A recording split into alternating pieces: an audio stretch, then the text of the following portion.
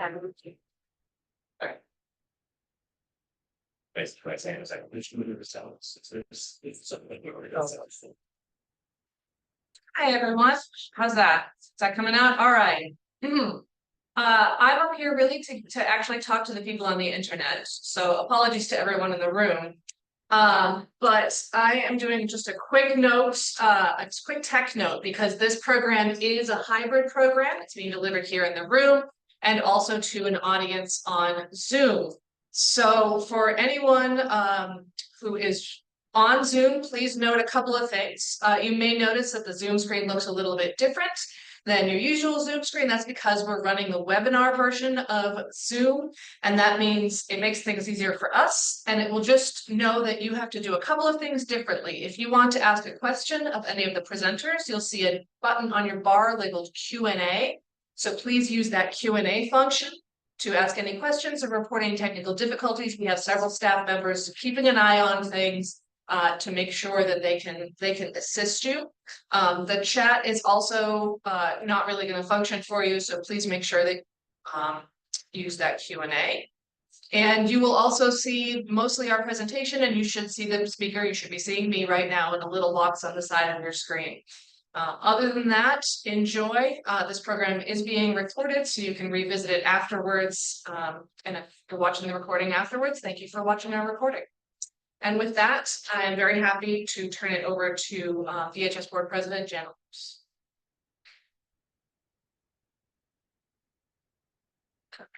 Thank you very much, Amanda. That was a good way to get everybody on the right page at the beginning. I am Jen Albers. I'm the president of the board here, and I am a Vermont historian. I wrote a book called Hands on the Land, which some people have seen. And I grew up on a dairy farm in Minnesota, and now I live in a landscape of a lot of cows in Wadebridge, Vermont, near Middlebury, with my historian husband, Paul Monell, and my son, Alfie. I was director of the Henry Sheldon Museum for many years in Middlebury, and I've done museum consulting around the state. And I'm very much love being on the board here, and I'm really enjoying serving as the president of the VHS. I wanted to say one thing. Today we were driving over on Route 17 over the Appalachian Gap, and it was the most glorious day today. The leaves were so beautiful, and as we were going over the mountain, I was thinking, of the, first people who were canoeing the rivers, and I was thinking of settlers coming through and how they ever got over the Appalachian Gap themselves, and all the trees. And I was thinking of how they had built a gravel road there at some point, and at some point they had paved it. I'm not quite sure when that was. And I guess the Starksboro Historical Society has been planning a program on the history of Route 17. But and when we came down over Mad River Glen, there was snow on a couple of the runs. So just all the changes that Vermont has gone through were going through my mind as I came over today. And part of what our mission is here is to remember those things and to save things from those eras, and help us connect to a lot of different Vermonts existed over time. So we have had a very exciting year here at the VHS. It's felt sort of like we finally have, even though COVID isn't gone, we finally have the COVID crisis behind us. And even though there were floods presenting some persistent problems this year, it was a kind of a year of rebuilding and getting back to normal. It was great to have the place humming with all the usual things that we do. The collections being expanded and preserved, the books were being cataloged, other books were being published, digital outreach was being expanded, school kids were back visiting over at the museum again, which was wonderful to see. Buildings continue to be maintained, the local historical societies are being served, and events are being held. Some of the highlights have been that this summer and fall, we've had an exhibit called For the Love of Vermont, the Lyman Horton collection. It has been featuring one of the greatest private painting collections of Vermont paintings.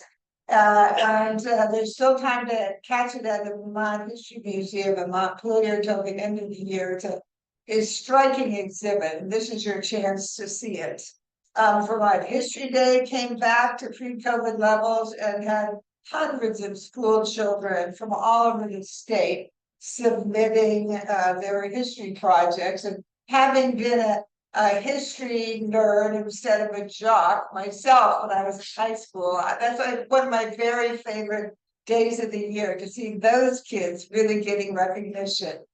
And every year we do a program called Vermont Eats and have a dinner with one, subgroup of Vermonters. And this year we featured the history, food, music, and culture of Burlington's Jewish community at the Hobby Zedek Synagogue in the old North End. And the food was lovely.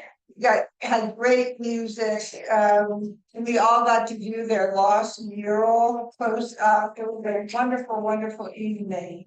And it's been a good year for publications. We've had a great success with the launch of Mercedes DiGiardia's book, Vermont for the Vermonters, The History of Eugenics in the Green Mountain State.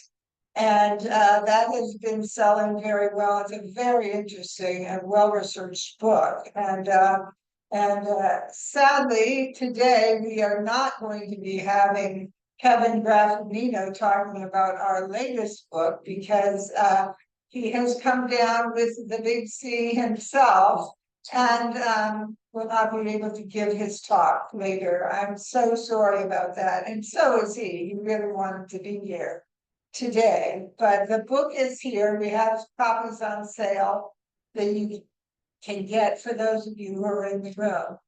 And there are more things in the hopper as our museum year begins, including the launch of our wonderful new research and exhibition gallery. If you haven't seen it, it's right out here. Take a look before you leave the building. It's just a smashing success. It's also been a strategic planning year for the organization, with stakeholders being interviewed, Steve Perkins and the staff brainstorming, and a board retreat. This is something you do every 5 years, and it's always exciting. It kind of gets you all revved up at looking at the big picture again. Where is it working? Where is it not working? And we've been really happy with how the last 5-year plan worked. And so it was more of a tweak than a total revamp. But we did some important changes too, I think. And, it's so wonderful to see the professionalism and the eagerness to reach out to the state. We have among the staff here. And it made us, and the board, and it made us all very excited and happy to see what the next 5 years will bring. In devotion to history, as in so many things, we punch above our weight here at the Vermont Historical Society and in the whole state of Vermont, for that matter.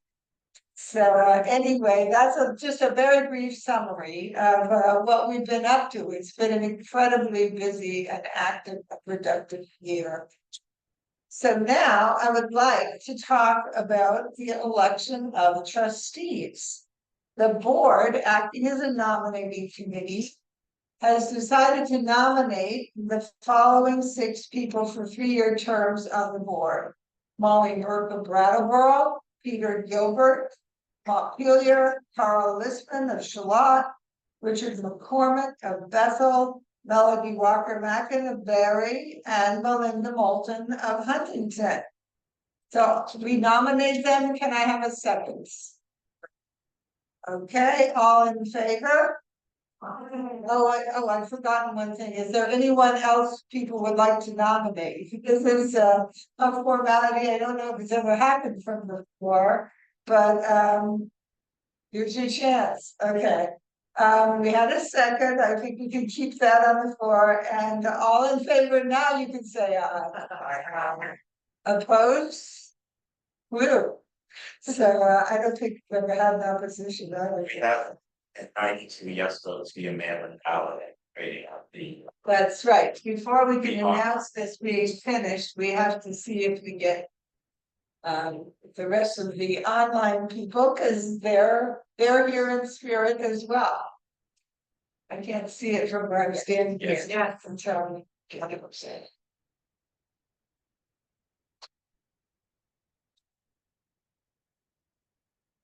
Are we okay? Okay, we're good. Thank you and welcome to our new trustees. We're thrilled to have. You should.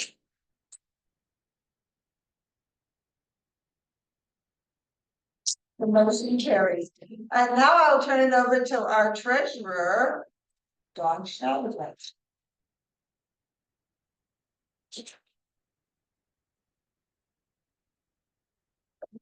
Hi, everybody. Let's see if I can advance this properly. Okay. Welcome.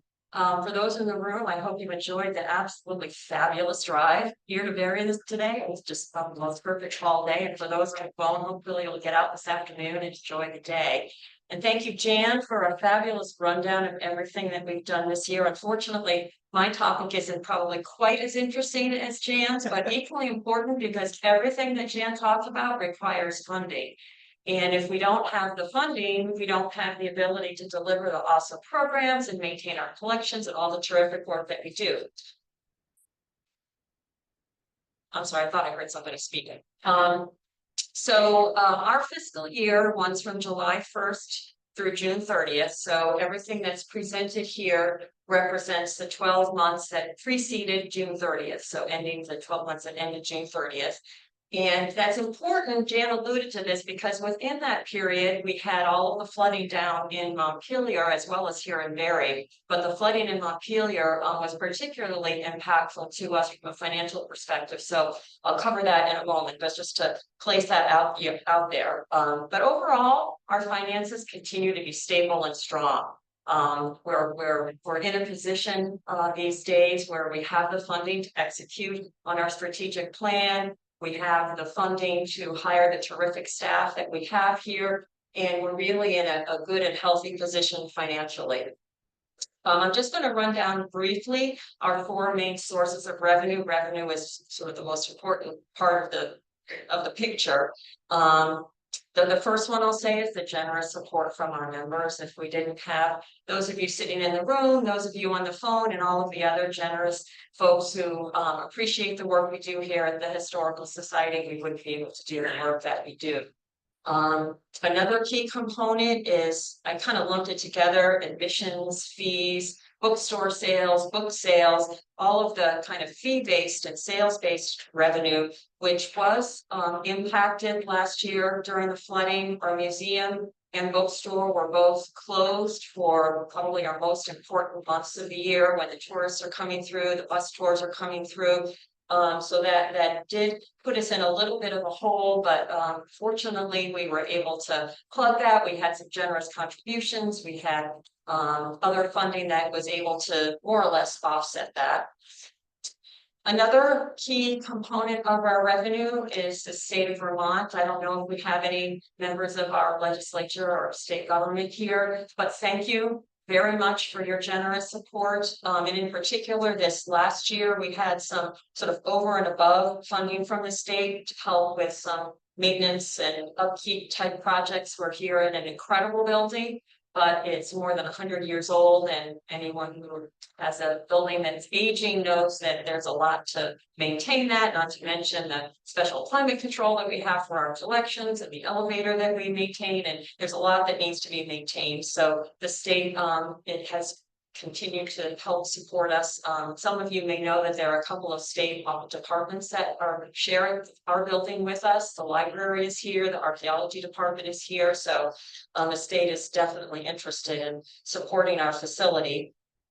And then the last of the four main sources of revenue are grants. Grants are also important. They're the funding for sort of the above and beyond project and non-typical types of things. The funding for the new gallery and exhibition space is a terrific example, and that funding is reflected in the grants that we recorded in the last fiscal year. So we have a sort of a mix and match quite a number of sources of funding that we pull together to create the whole. But it works, and it's as I said, particularly under Steve's leadership, that we've really done a great job with our finances over the last number of years.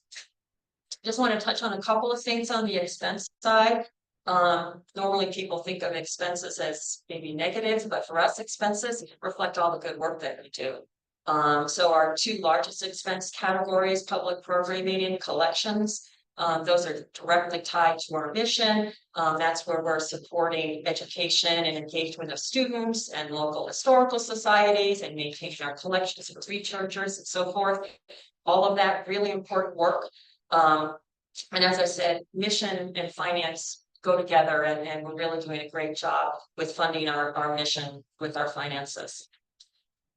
Just a quick look at our balance sheet. Our balance sheet is strong. Our assets far exceed our liabilities, which is a good thing. You'll notice we do have a modest endowment that's on the screen here. It's reflected under investments. The endowment is important in that it gives us sort of wherewithal stability over the long haul. It's not something that we depend on other than through the income that it produces through those investments. We would love for it to be larger. Anybody who's putting together their sort of long-term into the future financial planning, we'd love to have you talk to us about anything that you might be willing and interested to support us in that way. But as I said, it's we have an endowment, which is important, and it does, as I said, contribute to the long-term stability of the society. That, I think, is my last slide. I highly doubt there are any questions, but if there were, I'd say, oh yes, we've got a question. Is Jennifer here? I hope. We have a question. Why is membership expense rather than? Okay, so maybe Steve, you could probably. It's the expense to administer membership. So it's a personnel cost, the cost of the newsletter you receive, cost of the emails, so that the benefits provided to membership and the cost of maintaining those benefits. Could you just repeat that so the folks? Yes, so there is an expense for us to support your membership. So we send out newsletters each month. We maintain our membership database. We're sending out the reminders to renew your membership, that sort of thing. All of that is an expense, and that would be of the types of things that would be reflected in that line. Highest personnel that. And the highest piece of that being the actual people cost, the people who are supporting you as members. That's awesome. We have a question. It's very rare. Okay, we've got another question. Fabulous. So very similar answer to that question. Development means fundraising. So the grants that we apply for, the one-on-one work and more than one-on-one work that we do to cultivate membership and larger financial contributions would fall under that line. Again, in the correct state of personnel would be the biggest piece of that, but I do know there's expense. Maybe an event like this, an event like this would fall into that. I think we have another Freedom and Unity luncheon, maybe a volunteer luncheon. There are a number of things that would fall into that category. Pieces of our marketing fall into that as well. For those who couldn't hear, Steve Perkins is sitting in the front row, coaching me on the sideline. He said pieces of our marketing also fall into that line item, and communications. Well, thanks once again. I know everybody in this room has a very strong connection to the society. I know that it's important to you as it is important to me. And the financial piece, while it's maybe not the most interesting, is incredibly important to allow us to execute on our mission. So thank you all so much.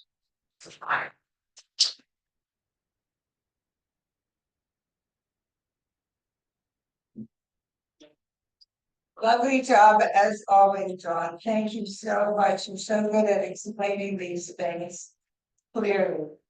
So now it's time to turn to our fearless leader, Stephen Perkins, who will give the executive direction. There we go. Thank you, Jan, and thank you, Don. Pull my notes out and see.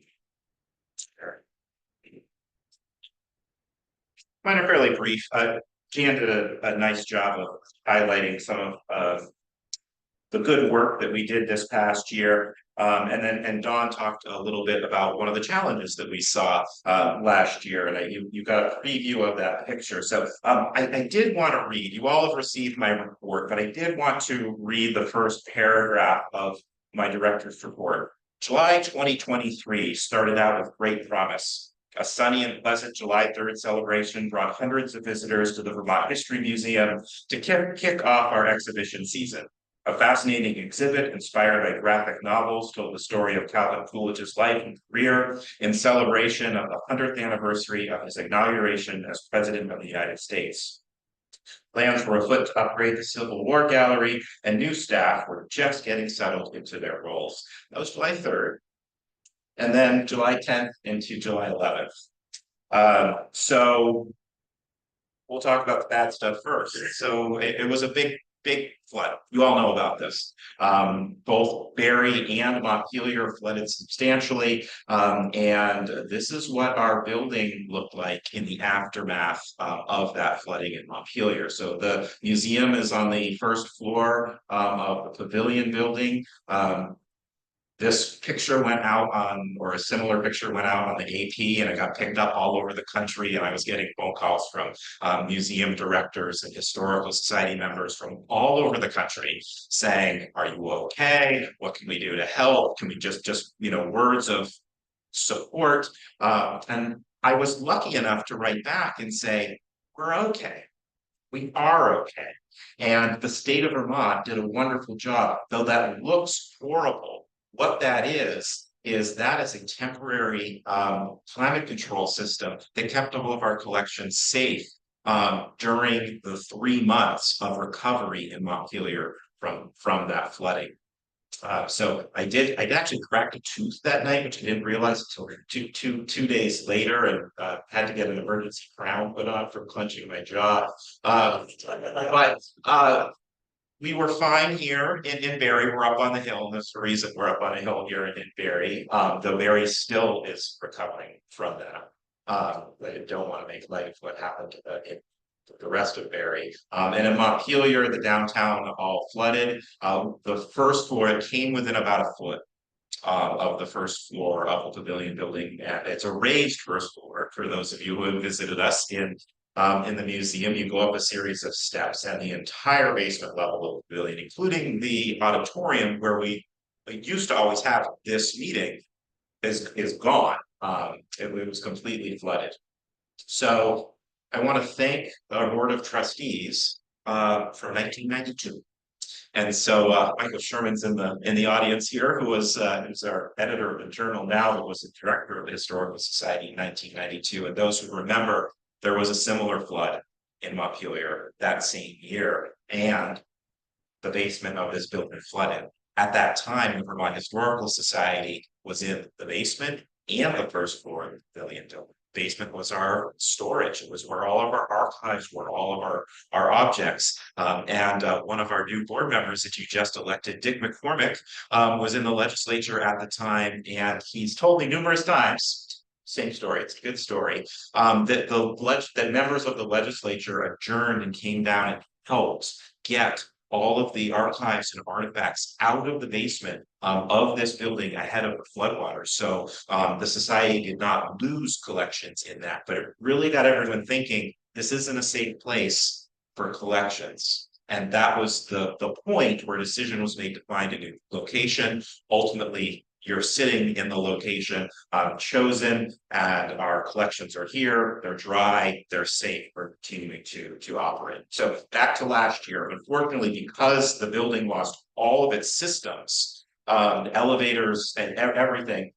it was down for more than 3 months, but the state worked really, really hard, and they got us open mid-October.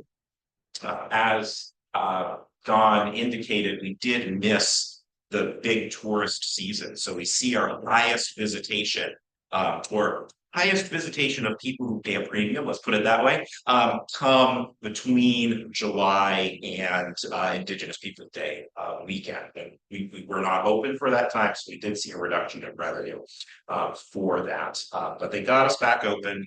We're open again. We kept all staff members employed. We moved staff members who were impacted back here to our facility. This was a flood that not only impacted our facility, some of our staff members, it impacted their homes. And so that was something that we dealt with as an employer as well. So staff moved here, our education staff pivoted to creating new programming, which was really exciting. So it was an interesting time that we came through it, and a lot of your donations helped us bridge that gap in funding, and I want to thank you for that. So that was the hard part of last year. But the fun part of last year, as Gian said, we created a new strategic plan. And our staff and our board, we went throughout the state and we interviewed stakeholders. We talked to people, members, community leaders, other museums about what they thought of the Vermont Historical Society. What could we be better in the future? What do we do best? And that was really fun. At least it was very fun for me. And I know many board members found it very interesting. And then we had a number of staff retreats and then a board retreat to pull that all together into a strategic plan. I'm not going to go over the whole strategic plan. You can go online and read it. You may have already done so. But here's a kind of very quick summary. And I did want to highlight that as part of this planning process, we did investigate the mission of the Vermont Historical Society and kind of ask that question of, is this mission still meet the needs of the society? And some of the feedback we had in these interviews, it led to a little change. And I think some of you who are really close readers will see the change from our old mission to this new mission, which was adopted in February of this year. So the new mission, Vermont Historical Society believes understanding the past changes lives and builds better communities. Our purpose is to engage Vermonters and Vermonters at heart with outstanding collections, statewide outreach, and dynamic programming. So for the close readers here, the mission needs to be reversed. We started with the purpose, and then we ended with the why. And I'm always asking the question, why? We collect and preserve. Well, why do we collect and preserve? We have a library. Why do we have a library? We have a museum. Why? We have an education program. Why do we do that? Well, the why is because we believe that understanding the past changes lives, builds better communities. So we moved that to the top of the mission statement. We also updated our vision. We made it a little more concise in thinking about what do we want to do in the next 5 years? How does this plan play out within this broader mission? And we say every person in every moment create the story of Vermont. Through sharing these collective stories, Vermonters will increase their knowledge of our state's complex past, inform our present, and understand how our unique experiences impact and shape this ongoing narrative. We're all part of this story. It's an ongoing thing. Talk to colleagues about my job here. What's really a big challenge, but also really exciting, is history never ends. We're constantly collecting. There's not really a bound to our collecting. Causes all sorts of problems because it keeps moving and it keeps moving forward. The strategic plan is broken up into 4 goals, and I'll just read these goals again. You can go online and look at what the strategies are to achieve these goals, and I encourage you to engage with them as you are able. So, 1 goal: provide Vermonters and Vermonters at heart resources to access Vermont's rich historical collections from anywhere in the world. Recognize and support local history efforts, understanding that local societies are an integral part of sharing and preserving Vermont's story. Build resilient and connected communities so Vermonters will understand Vermont's history and its place in the broader world. And enrich guests' experience through deeper understanding of Vermont and its people. So I'm really proud of the work the staff and the board did on this plan. It's a dynamic plan. It changes. We come back and we assess it quarterly, and our board assesses pieces of it quarterly. So it is a living and breathing document. So let's go ahead and check that out. So it was a fruitful year. It was challenging at the beginning. We have a wonderful plan. It was a successful year financially, and really served as a springboard into all of the great activities, which again, Jan previewed a little bit for this year, the research and exhibition gallery and the Orton collection for the Love of Vermont show. And we have a lot more coming up as we move into the rest of the year. So with that, that will conclude my probably more likely than it needed to be executive director's report. I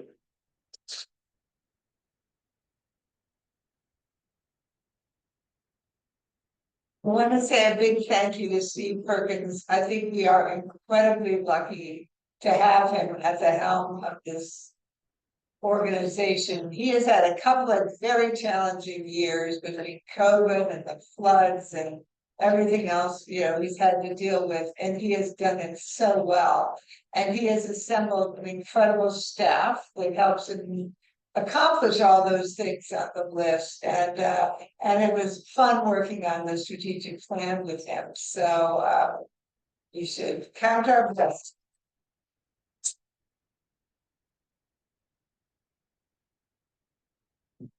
Now, one of the things we like to do is to give out some awards that would encourage history to keep going forward, Vermont history. And so the VHS has 2 research awards and that we give each year. And now I'm going to call, Peter Griffin up to announce the winners of these awards. One is for work that's done and one is for work in the future. Peter? Thank you, Jan. My name is Peter Griffin. I'm a member of the Board of Trustees, and as you see, I also chair the Collections and Research Committee.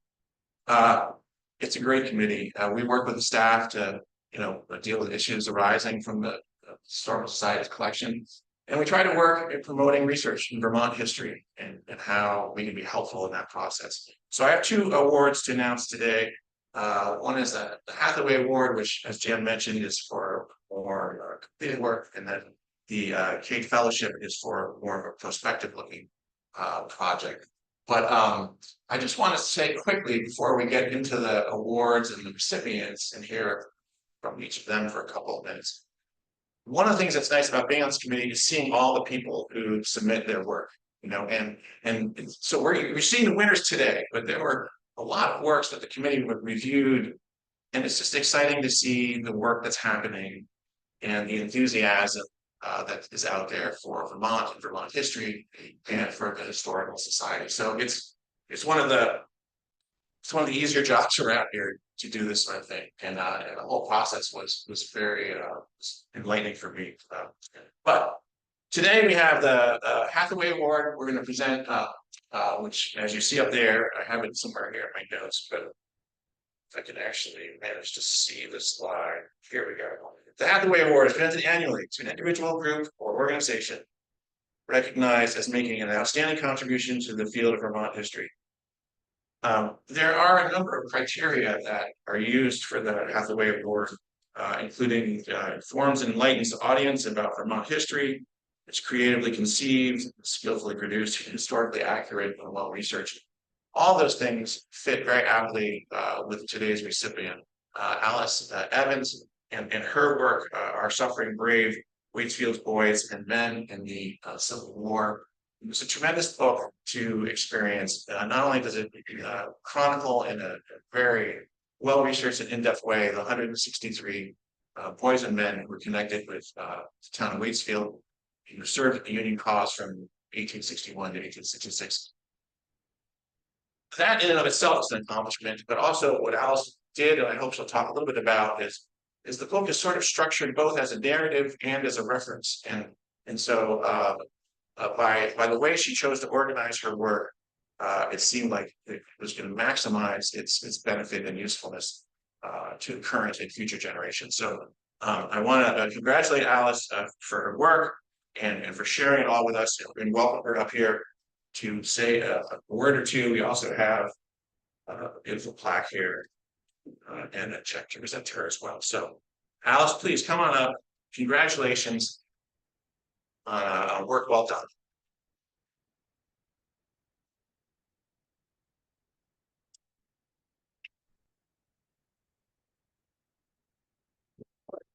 Yes. So, these right up here.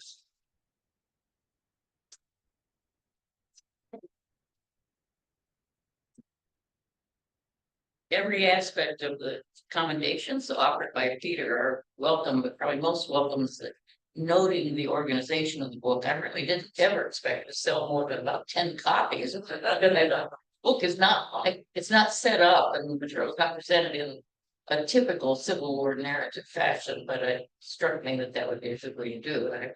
I won't talk about that particularly. I have some comments that I hope feel but entertaining and that, you know, not joking, but factual, but material that's not in the book proper.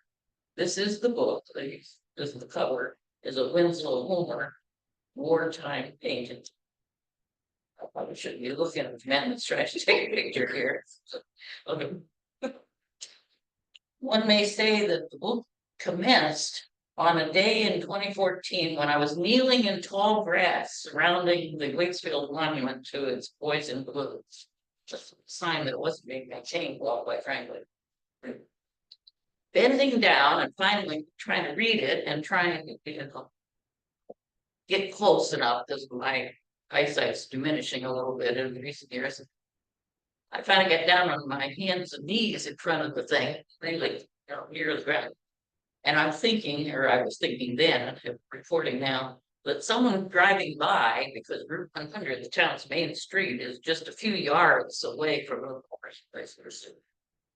Anyone who may have been driving by and glancing over, I don't know if anyone was, might have thought that I was performing an act of piety. Perhaps perhaps they seeing me, they would say, here's a resident who's thinking about her ancestors' service in, or even maiming or death suffered in the War of the Rebellion. But no, I was just trying to get close enough to really read it and count the names on the monument. As a full-time resident since 1995, and I'll just swerve here from my written text a moment to say that I've lived in 11 cities in 5 different states before coming to Vermont, and I hope to live a long time and die and be buried here. I love, but I've long considered Waitsfield as my hometown. I'd had plenty of opportunities in the years that I was a second homeowner, as how they're usually called, a vacationer. And then, but 1995 is the first time. I've had plenty of opportunities to read about the village's founding, including its military history. It goes back to the Indian Wars, you know, every war since there's some kind of marker or book about it in the library. The Jones history, published in 1909, is really the one that everyone refers you to in Waitsfield to get the town's history that includes the Civil War period. Jones apparently built upon Peck's revised roster. Those of you that deal with Civil War and know how valuable that material is. The revised roster, 1892, provide the names of 87 local men who served the Union cause in the Civil War. A later town history, Bisbee in 1933, repeated Jones' material almost verbatim, including the 87. Furthermore, conversations that I had had with town librarians and officers of the local historical society always reference that number as the names appearing on the monument. Well, I get myself into trouble sometimes with curiosity, but when I exited my car that day, parked it right nearby, I expected to read 87 names, but I was surprised. Sure that I'd miscounted because I was really getting close to it, going up and down back. I counted over and over, but found there were only 86 names. So I came back a few days later, that time with a copy of the couple of pages with, you know, made with Xerox in the library from Jones's history, and matched the names in the book to the names until I came across the one that was missing. Now, I assume there were sound explanations possible for the discrepancy. For example, one service member's name may have been omitted when a list was provided to the granite makers over in Barrie to create the monument. Another possibility was that the names, which were given by the local GAR post, had been left out accidentally Or the firm might have received the appropriate names, the 87, but erred in fulfilling its contract, and it's just intrigued me that nobody had ever mentioned that there weren't really 87, and that kicked me off. Kicked off my activity. When it sounds like it pissed me off, but it's just something that was unexpected, that's right.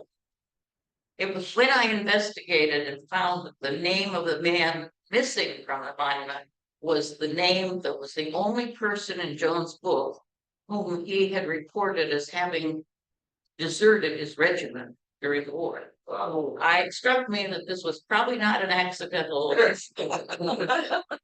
Back then, 2014, and for at least a year afterwards, I was doing other things. I was still working full time, and I was having great grandchildren born into the family, and you get busy, you know.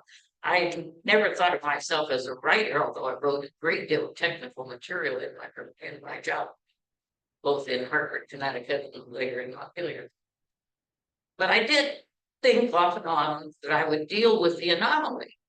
I wanted to write something, and it seemed to me it would probably be a couple of pages, maybe 2 pages, that could go into the library and into the historical society, stand on the shelves side by side with Jones's history, which people seem to revere for some reason in town. But that kind of I thought that it would be important to say the discrepancy, tie it to my presumption that it was a deliberate omission because of the desertion, and offer the context to the general public that might or might not ever really read such a thing about desertions among Union soldiers. We know, of course, they were in the Confederacy as well, but rather surprising number. Many LON is your primary reference if you want to pursue this afterwards about desertions among Union soldiers throughout the war that I thought might mitigate any dishonor that was seemingly expressed by that discrepancy on the monument.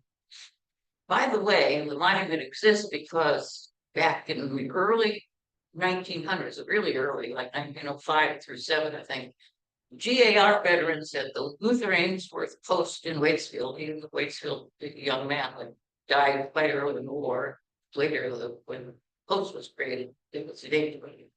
It was those veterans at the time of the monument's erection in town that had originated the idea of any town memorial. Waitsfield was rather late among communities in the state in creating a monument of any kind. The GAR members solicited contributions from town residents, and they raised however much money it took to get what they wanted, something to look like. And it has, as I indicated, the men's names in an alphabetical listing. The select board, however, refused to approve any appropriation of town monies for a Civil War monument. That really took my breath away and told me to it this many years later.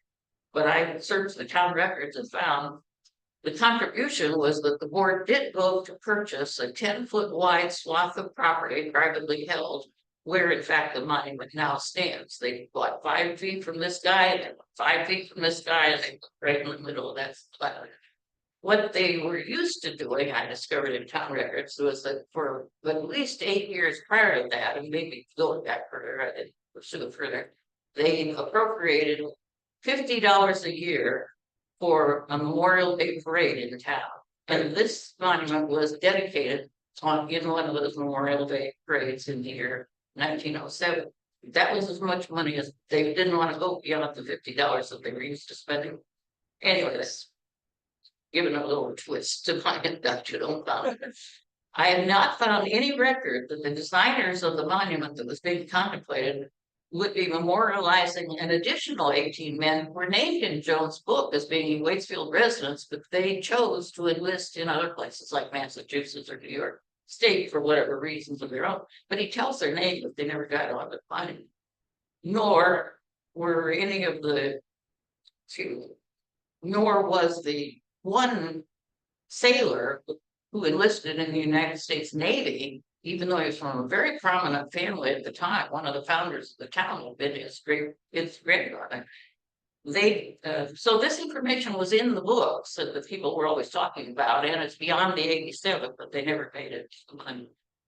Anyway, I got intrigued and started doing some research on my own, and I was also traveling. I'll come back to that now.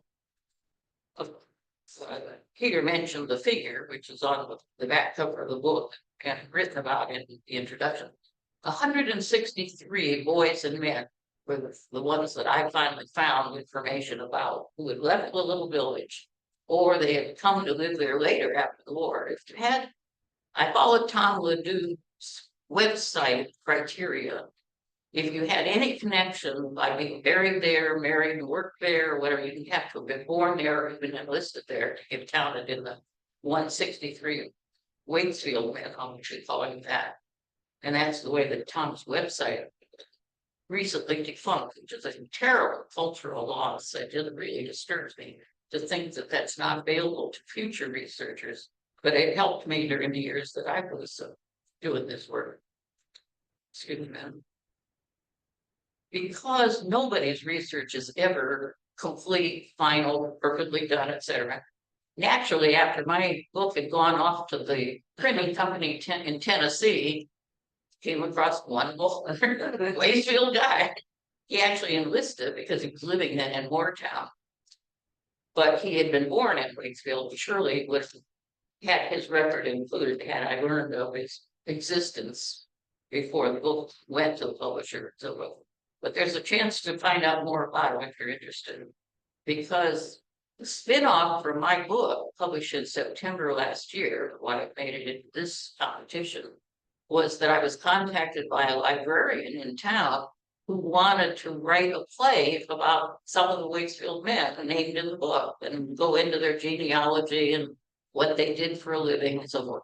We plowed through months of genealogical research with the help of the staff right here in this building, from wonderful assistance from the then two librarians. I know you had one leave after a while, and that woman has been replaced, but couldn't have been more useful to us in terms of going through catalogs of correspondence, because the senior writer on the project, this librarian, wanted it to be based on letters that were written during the war to their families and answers when possible, replies rather, by mothers, wives, fathers, whatever. And so that's led to this play. And I'm going to ask you to take a look on your way out, whenever finish here. I put a bunch of flyers for the production, which is coming up in the first week of November, based on Waitsfield men, just a few out of that large number, just a few. But ones that we were able to find significant numbers of letters in the files of this organization. And so if they're not characters in a book, to me, they are real living people, and those are the letters they wrote, made a play out of it. I'd encourage you to take one or more of the flyers with some distributing, that's great, or it may just give you some information about it. And I love the cover photo that came from that. Their schoolgirls going off to school, all dressed up for their first day, from the Waitsfield Historical Society photo collection. Curiosity about the American Civil War had led me years before to join a Civil War roundtable. I've been a member now like 22 years or something. I go to the one in White River Junction. There's another one in Derby. I don't know. A few of you are familiar with roundtables. They actually have hundreds. There are hundreds in the US and even in the UK and in Australia. American Civil War roundtables. I went to a museum one time in Hamilton, Bermuda, Confederate side of the story, but you can go there. There's a lot of interest. It has been for a long time. Membership in the Civil War Roundtable, at least the one that I go to, and I think it's common experience, includes opportunities for occasional bus tours, almost all of which, in my experience, have allowed national, or made use of, I'd say, National Park Service rangers. They come aboard the bus, they often send you written material ahead of time, lists of recommended readings, but just make it such a rich trip experience.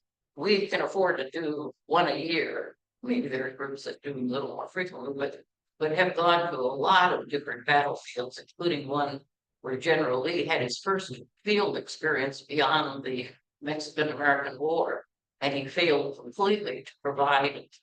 I have to say that failed as a commander in his first experience. He got very smart very quick after that. But the failure was that at an elevation of like 5,000 feet, his soldiers froze to death in great number in our buried there because he didn't think about providing warm clothing for the time of year in the elevation.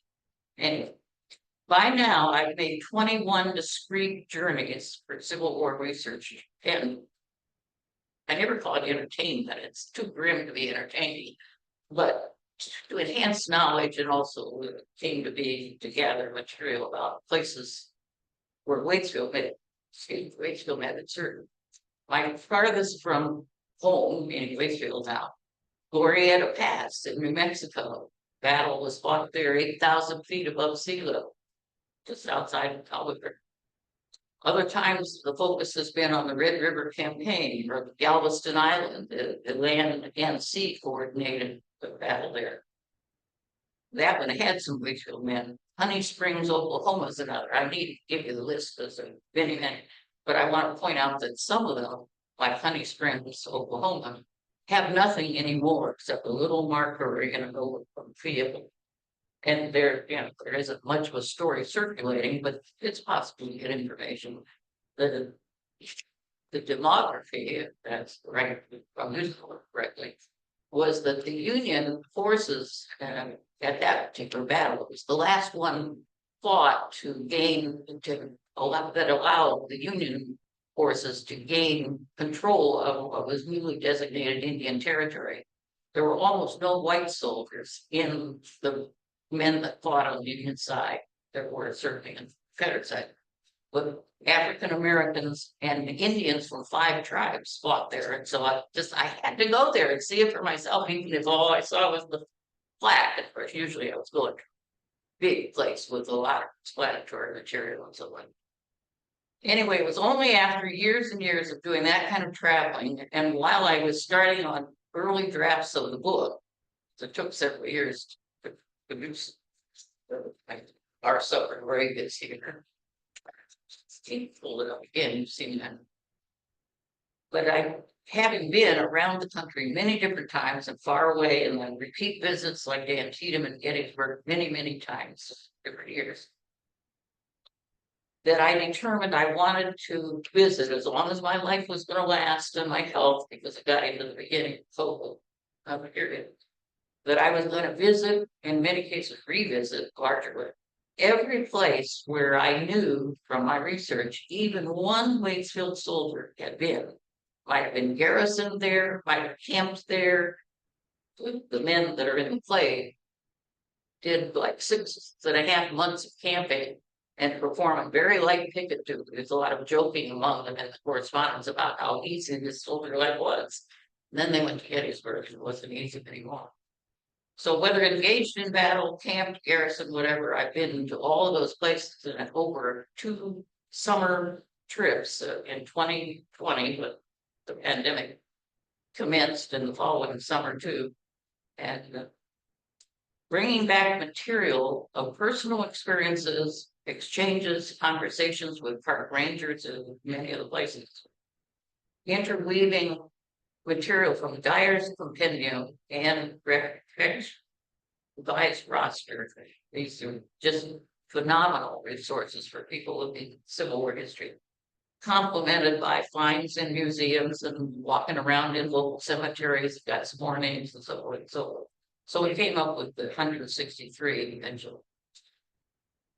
The thing that makes the book, I think, of great interest, I imagine the reviewers thought so, that in every instance I'm able to tell you, tell a reader, while giving the political and social, military, all the context for why they were there. Because when I started, I was absolutely dumbfounded that men from Waitsfield who had never been out, the boys, including 14-year-old boys, who had never before been out of the state of Vermont, were buried in Baton Rouge, Louisiana, or somewhere in Kansas.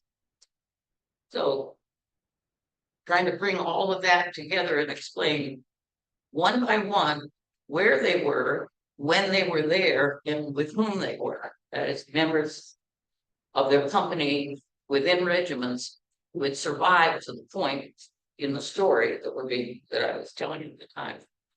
That's the quick story of how the book was written. Probably I wasn't as quick as I could have been. I apologize. My mouth gets very dry, and as I see now, my speakers usually have water up here. I want to thank again the committee, the Peter headed, and the Historical Society at large for honoring the book. They are honoring me, but through the book, because that's where the word resides. And say that I appreciate everybody in the room, everybody who's on Zoom. By the way, I got myself through pandemic period, not just by traveling, but by watching 3 to 5 and sometimes 6 Zooms a week, most of which were on Civil War talks. It's a wonderful way to enhance your education. Now I'm off this afternoon, right up to Cedar Creek for the reenactment of the 160th anniversary of that battle, which of course was weekend coming up Saturday and Sunday. Driving down, in which more Vermont units were engaged, that is at Cedar Creek, than on any other battlefield anywhere in the country. That's it. Thank you. Be off.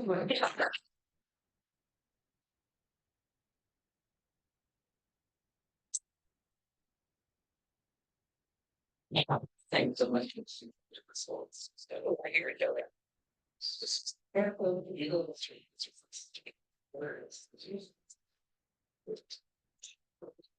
That's really I'm very, very pleased, obviously, and I'm used to winning any kind of thing.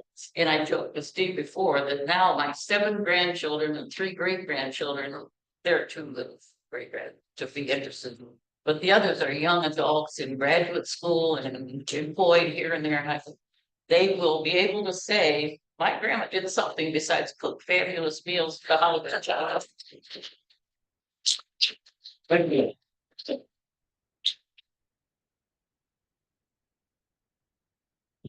So thank you, Alice, and congratulations again. That's fantastic work. We have a second award that, as I believe Jan mentioned, is a little bit more prospective looking. The Kate Fellowship is an award that granted that to support ongoing and new work in Vermont history.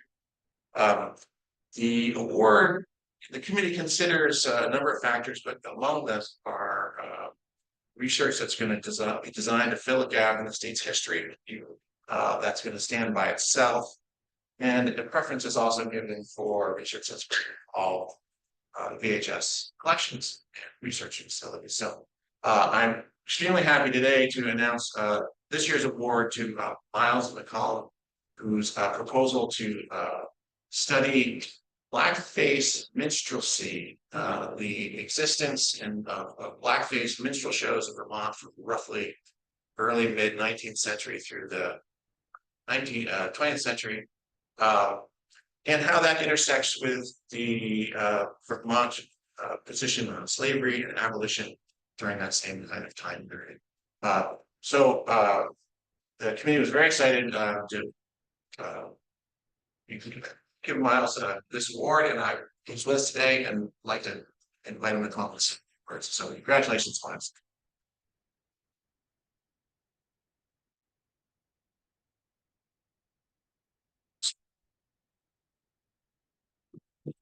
All right, thank you all so much for having me. It's very exciting. And I assume for online, I need to speak into the microphone as much as possible. Okay. Thank you, thank you. I'm definitely, I like pacing and wandering, so I lament being restricted behind this, but we'll make there. My name is Miles McCallum. I'm currently a master's in history student at the University of Vermont. I also attended undergrad there. I was president of Black Student Union at UVM for 2 years, my sophomore and junior year. And as any good executive does while in office, my junior year as president, I created the position of historian for the Black Student Union and ran unopposed.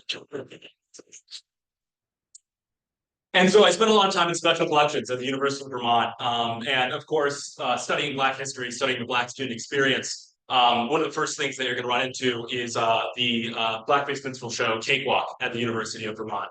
Lasted from about 1893 to 1969. This is probably one of the audiences that I need to explain cakewalk least to. So I won't go too in depth. But for me, it begged this question, right? By the time you're in the 1930s and 40s and looking at the pamphlets and all the documentation that they were producing for Cakewalk, there's a sort of self-mythology that they build around it, right? That it sort of spontaneously came out of these students in the 1890s who were bored, they got this military ball canceled, and they wanted something to fill that void. That's not true.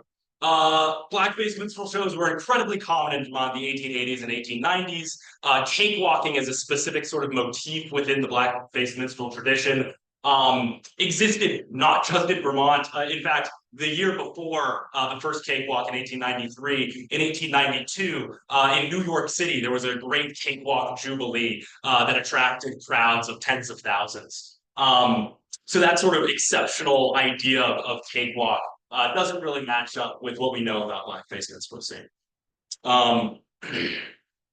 So I was curious about minstrelsy in Vermont, and last March I came to the Leahy Library here, and I was really struck by the pervasiveness of blackface minstrelsy in the documentary record when it comes to Vermont.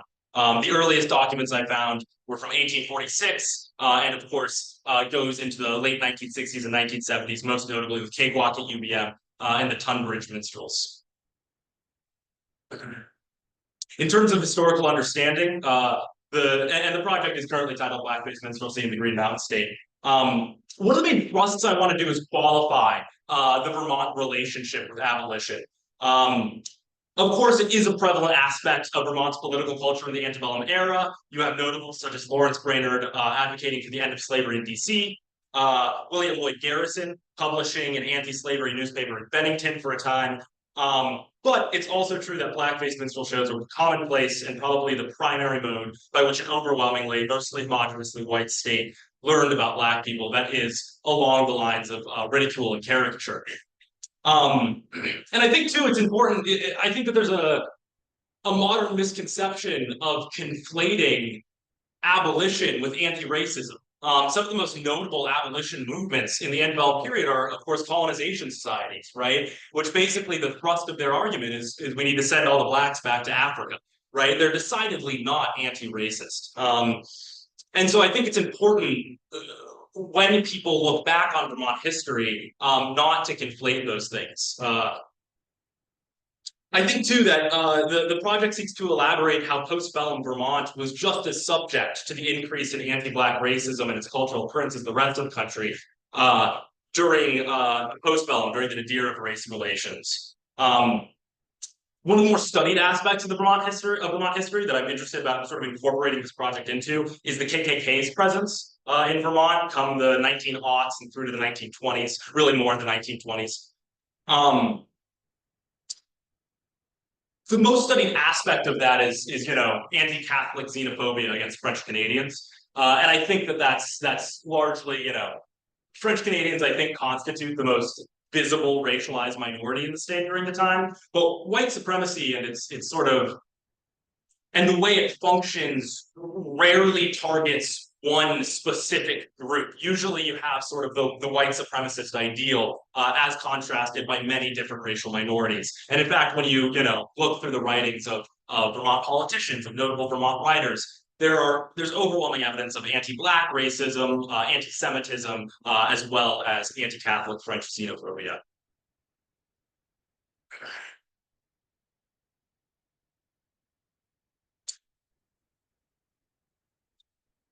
And Vermont history is a regional practice. We always contend with this question of exceptionalization versus de-exceptionalization. To what extent do we exceptionalize Vermont as a unique region versus de-exceptionalize it in a national context? And this work really errs on the side of de-exceptionalization, of understanding the region-specific contours of the nationally prevalent phenomenon of blackface minstrelsy, and how it qualifies and complicates tropes of Vermont's exceptional history regarding slavery and abolition, and more broadly, sort of simple north-south dichotomies that are applied to the 19th century United States and the question of anti-Black racism. I'm really inspired by Harvey Amani Field's work, The Problem of Slavery in Early Vermont. He does a great job of grappling with the sort of Vermont exceptionalist historiography when it comes to the question of race relations and slavery. And then finally, I thought it was worth sharing some of my research as a master's student at UVM. I want to write about cakewalk, or I am writing about cakewalk for my thesis. And I think it's really interesting. By the time you're in the 1950s and 60s, you have these really politically radical Black bebop artists coming to play cakewalk. So the same night that you have these fraternity brothers, donning blackface, the kinky wigs, mocking the perceived spoken vernacular of African Americans in the South, 3-4 hours before, Dizzy Gillespie plays. He plays in 1960 and 1964. Duke Ellington is past his prime at this point, but he plays cakewalk, right? And I was really struck. I was rereading Invisible Man by Ralph Ellison over the summer, and this is in the preface that he wrote for Invisible Man in 1981. Essentially, after his time in the Merchant Marine in World War II, he's on medical leave and he's in Vermont. He writes, recounting that time in his life, sort of leading up to eventually writing the book, writing Invisible Man.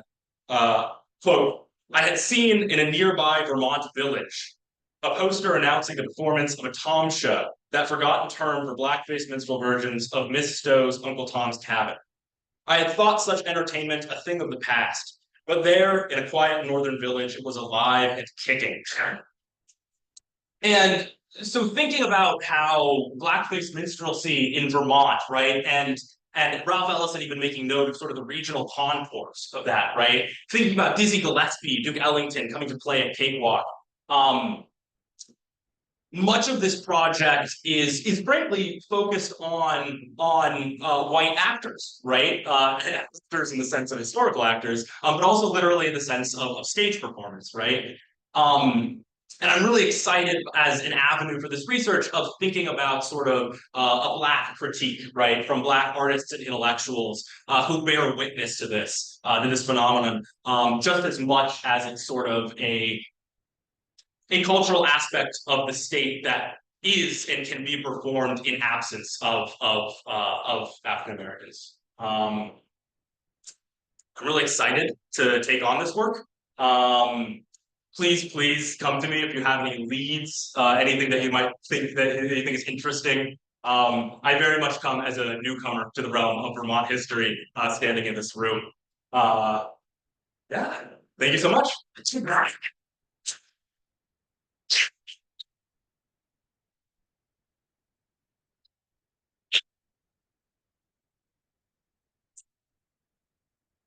Question from the. Oh, yes, do we have any questions? Yeah. I'm just curious if you're gonna pursue, I think you just said that this is the case. Yeah. You're gonna try to pursue letters, writings, whatever, of Black intellectuals to see performers, people who visited the state, like Allison, for example, to sort of flesh that part out. So make sure you get your answer over in front of me. Thank you. Yeah. Yeah, thank you for that question. Right now, I think the way the piece is largely coming together is sort of case studies of blackface minstrelsy that we have a really substantial documentary record, right? So Cakewalk at UVM, part of that is that we just have so much on it and about it, right? Tunbridge Minstrels as well.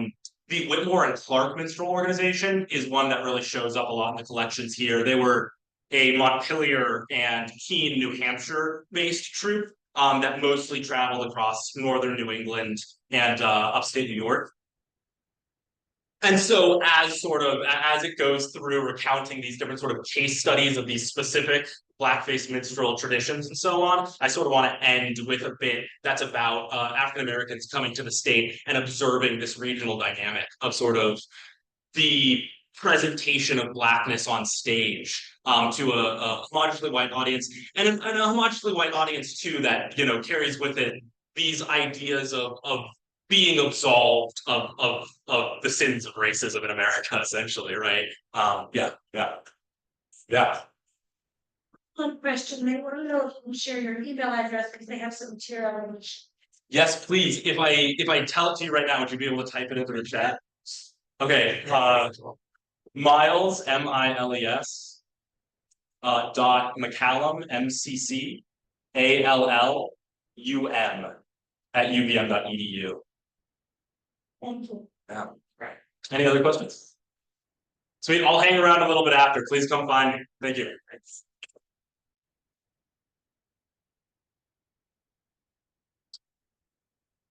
Thank you so much, Miles, and thank you, Alice. Congratulations to both of you. And I think that, this illustrates the depth and breadth of Vermont history, and that our history is not as simple as we sometimes think it is, and that, Vermont was part of America, and America has its positives and it's has its negatives, and that is true in Vermont and everywhere else.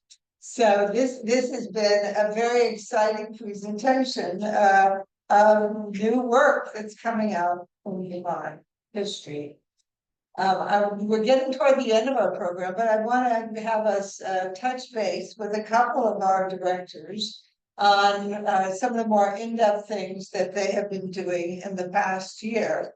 So I'm going to start with Eileen Corcoran, who is our Director of Service and Outreach, and will tell you about how we've been reaching out to Vermonters of all ages and all places.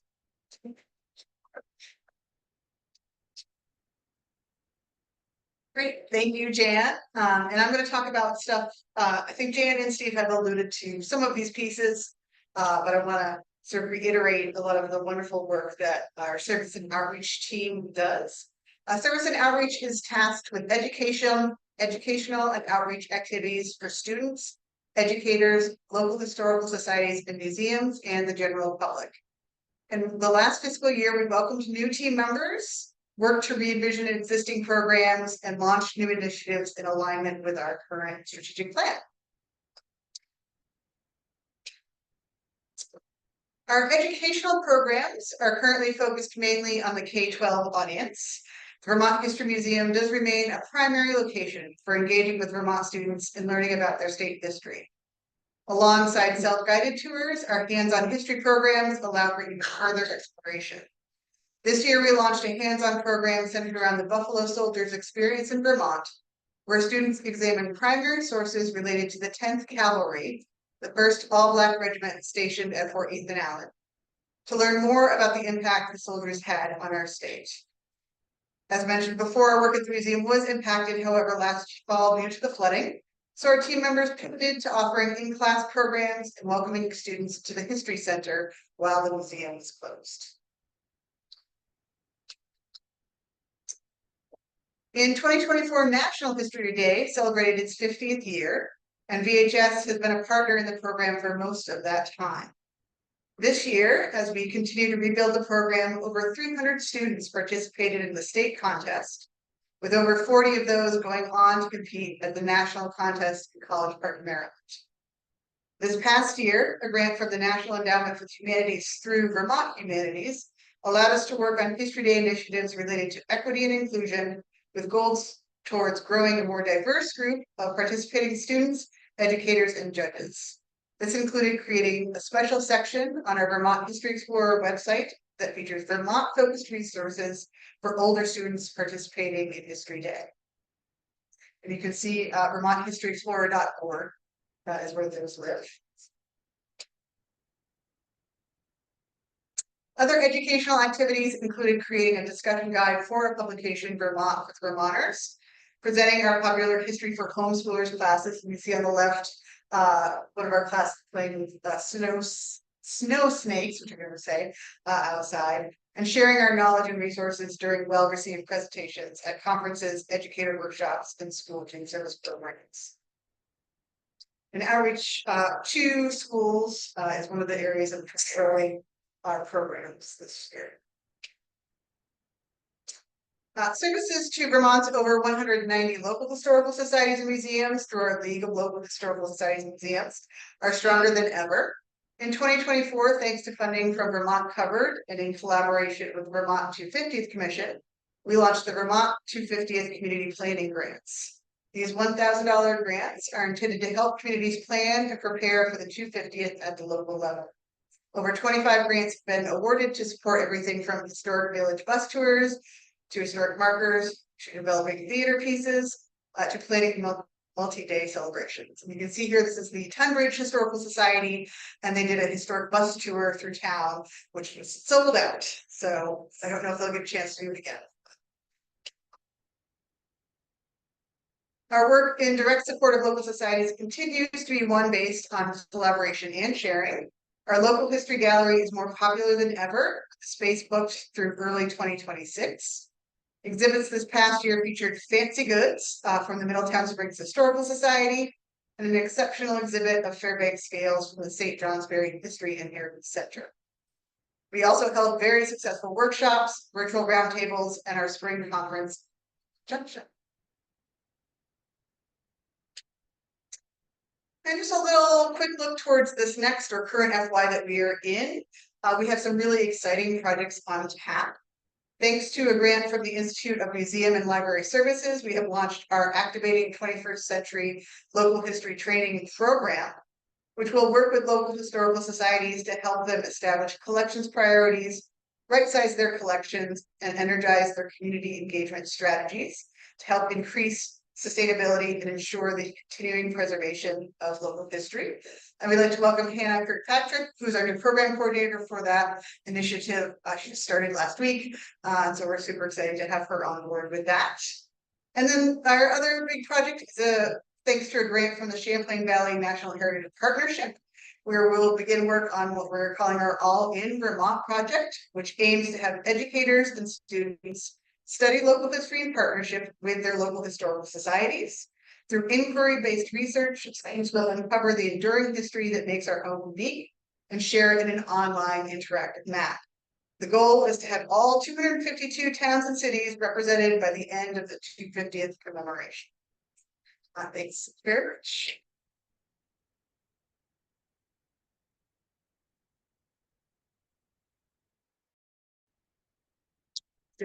Thank you, Eileen. We're everywhere, and Eileen is more everywhere than most of us.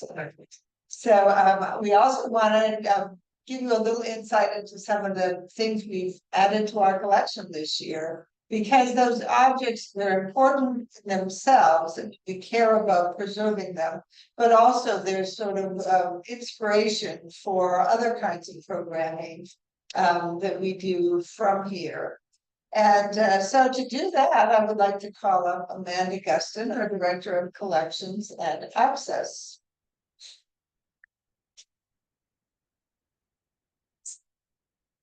Thank you, everyone. Just to speak briefly, because our new department structure is still somewhat new, even for members who are paying close attention, the Collections and Access Department takes care of the collections of the Vermont Historical Society by continuing to document them, conserve them, further research them, and exhibit them. And it also plays directly into, as you see, the access. When I describe it to people, I say those are equally weighted. We collect things and then we make sure they can be used and shared out and learned about with the other programs that Eileen just spoke about. And before I get into the new collections, just a brief note, we also have an almost entirely new staff in collections and access over the past fiscal year. Our new staff members include Katie Grant and Steve Casio, who are both here in the room, and Gail Weesey, who is upstairs holding down the fort in the library.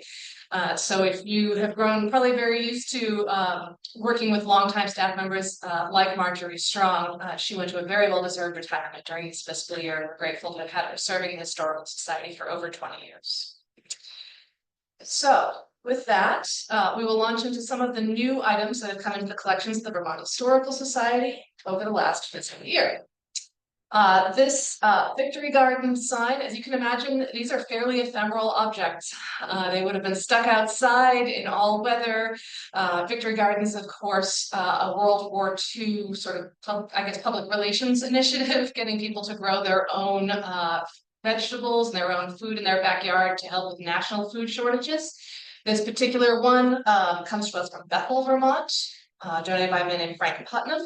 That was at his home, and he also served in World War I. So he also gave us a collection related to his World War I service, in addition to this. Next item I'm particularly fond of these. Work pants, as you can imagine. Sometimes when I'm talking about collections out and about, people will say, oh, you wouldn't want this, it's not fancy enough for the Vermont Historical Society. So I picked these pieces to show, no, what we want are objects that tell a story. That tell a piece of Vermont history and that capture a moment or a person in Vermont history so that we can explain them. These were owned and used by Bert Muzzy of East Fairfield, Vermont. And this actually fills a little bit of a gap for us. We overall generally lack men's clothing and even more generally lack well-used worn worker clothing. Because if you imagine, they were worn until they fell apart. So this actually nicely documents 20th century sort of worn, mended, and heavily used clothing. And Yes. still who actually did the action? That information did not come with the gift. I would assume someone in the family, whether Frank or someone else, we do not know. Or excuse me, Bert. I know some of the Orange County area. She used to do entire family groups. Almost exactly that kind of packing abortion. I don't think she ever wore that in Jersey. She sees. That would be quite a ways for her to to have extended her work. But I would imagine once there's enough holes in a pair of pants, the patches are gonna follow an obvious pattern, typical pattern there. But thank you. Yeah. This piece comes to us, both of the previous items were donated directly to the Historical Society. This piece is a transfer from the Brooks Memorial Library in Brattleboro. Excuse me, who contacted us and said that they were focusing on their core mission related work as a library, and they had a number of pieces of art by Vermont artists. Would they be of interest for our collection? We said yes. Very much so, especially since this piece is by Larkin Mead, renowned Vermont sculptor, originally from Brattleboro. If you know the story, he gained everyone's attention by waking up early one morning after a snowstorm and sculpting the snow, and everyone realized what an incredible talent he had. He, of course, went on to do many other famous statues and eventually moved to Italy, where he completed his career. This piece is known as Echo, and you can actually see her in person. She is now on exhibit in the Research and Exhibition Gallery. Extremely fine marble sculpture. There's also a bust of Mead, self-portrait bust of Mead in the gallery as well. Continuing with art, this is a museum purchase by the artist Patsy Santo, who worked in the Bennington area. He immigrated from Italy in 1913 and worked, among other things, as a house painter, but also was an artist alongside his house painting work, and sort of slowly gained fame over the course of his life and career in the early to mid 20th century, and was also a member of the Southern Vermont Artists Association. This is, we specifically looked for this one because we wanted a place-based and a clearly identified place-based piece by Patsy Santo. So this is Farmer 17 with cows in autumn, which I realize I've spelled wrong on that slide. But this is also on exhibit in the Research and Exhibition Gallery. This is another museum purchase. I think some of you probably might recognize either this sign or just the shop in general. This is the Yellow Turtle Children's Shop, which actually still is in Stowe, Vermont.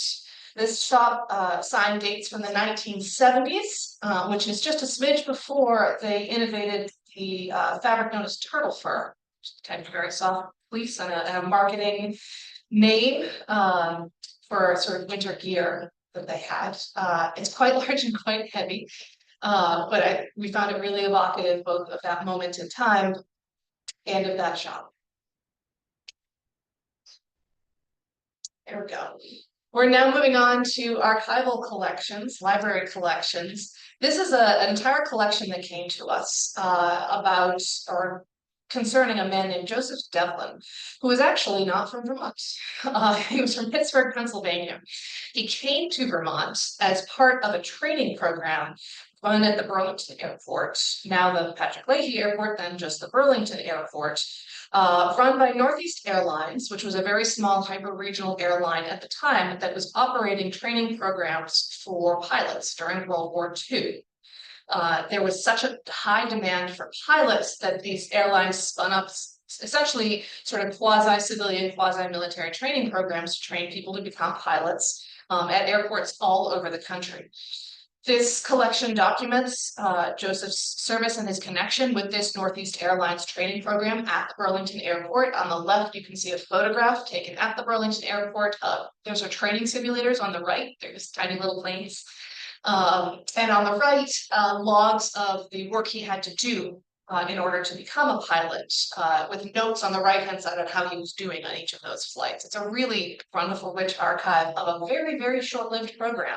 It lasted less than a year and just closed in January 1944 because they were starting to not need as many pilots anymore. They could sort of see the end of World War II on the horizon, and also military-specific training programs had geared up and were supplying enough pilots that they didn't need these civilian-based ones anymore.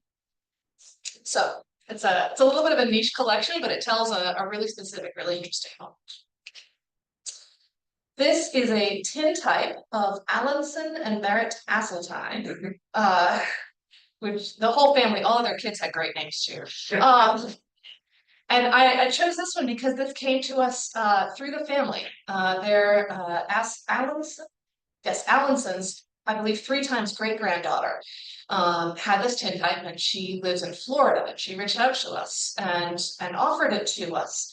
Allinson and Merritt were first cousins from Swanton. They enlisted together in Brattleboro in September 1862 in the 10th Vermont.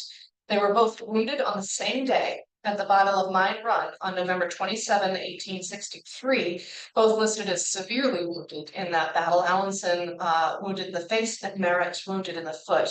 Merritt did die of his wounds, unfortunately, but his cousin Allinson recovered and went back into service and eventually mustered out as a corporal in the Civil War. So this is to tell you we are still collecting the Civil War. We are still receiving new images of Vermont Civil War soldiers with incredible stories connected to them. And there's, as I said, donated by the family. We're also still collecting early Vermont history. Lovell Hibbard, was commissioned as a lieutenant colonel in the 2nd Brigade of the Vermont Militia on November 7, 1812. For the War of 1812, which, as you may know, was fought largely by militia regiments. Lovell's father, John, was among the original grantees of the town of Royalton, and Lovell himself would have been a 38-year-old father of 4 at the time of this commission, when he was brought up to lead this regiment. He stayed in the Vermont militia until more or less the end of his life, ending as a brigadier general. Vermont militia, and in every historical record you find of Royalton, he's known as General Hibbard. So his service was clearly very important to him, and this is what started it all. This is a fascinating one. This is a notice of release of quarantine for the Partridge family in Proctor, Vermont, dating from 1918. It does not say from what quarantine they were released. We are assuming the flu. If you read the text there, it basically it says that a doctor has cleared you are all healthy, and you can remove the notice of quarantine that was affixed to your door there, being released. Yeah, probably the Spanish community cycles. Yeah, almost certainly the Spanish flu, although it doesn't say on this quarantine. We're assuming it was the influenza of 1918. Mandarin realize those final talk. Gonna have to film again. That's the six double famous rock. Lift up on the hill. Got it. So can one harmonies.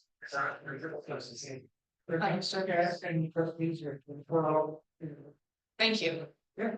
There were actually a couple of certificates that came along with this. I picked a Partridge one at random, so that worked out well. That is my lead in to say that there we go, that we spent quite a lot of 2023 collecting the most recent pandemic as well, COVID-19.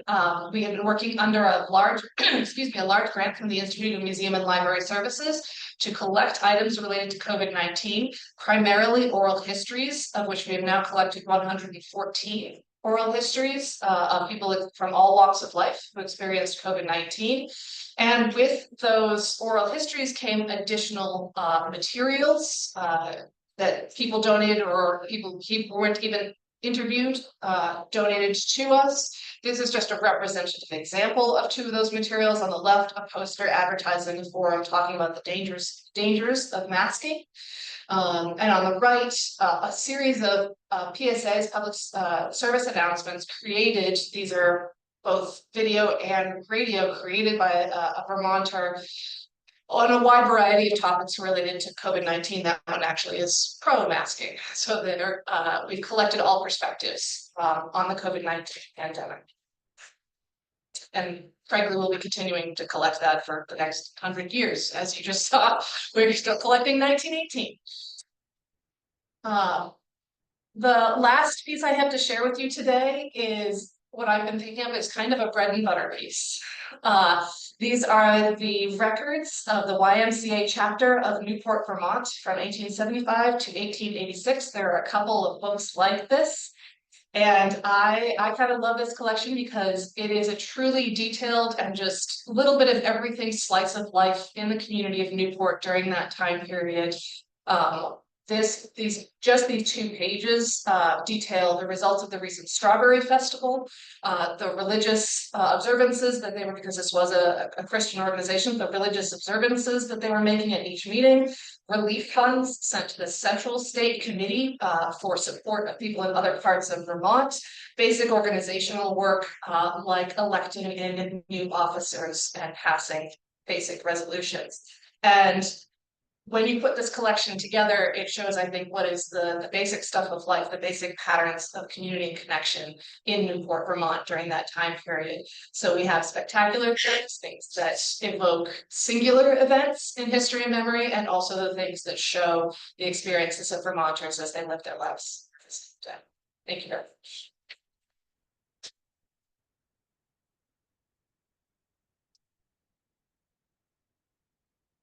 Very much, Amanda. We've gotten some wonderful things this year.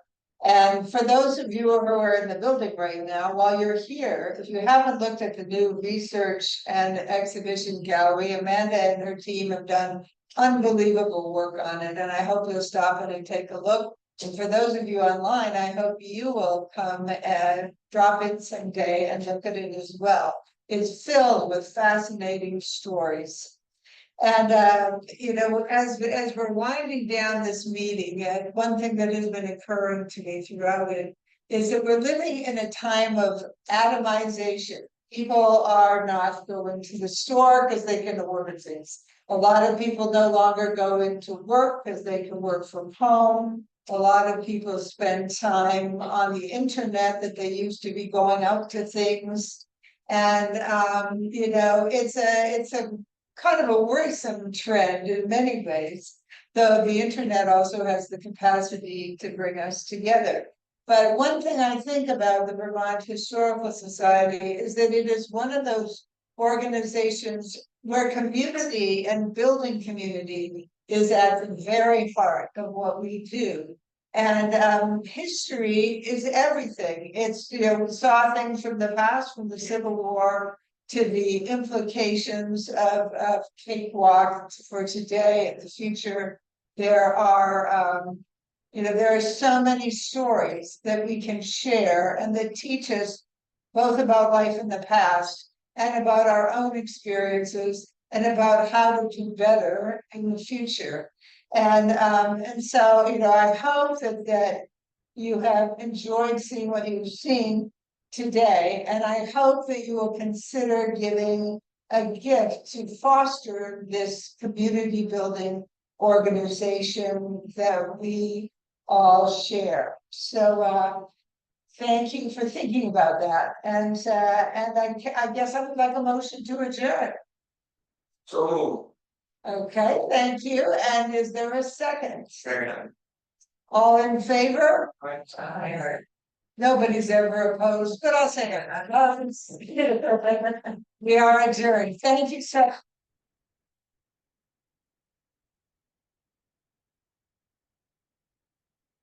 No, I mean, it's a spreadsheet, that's not all it's done.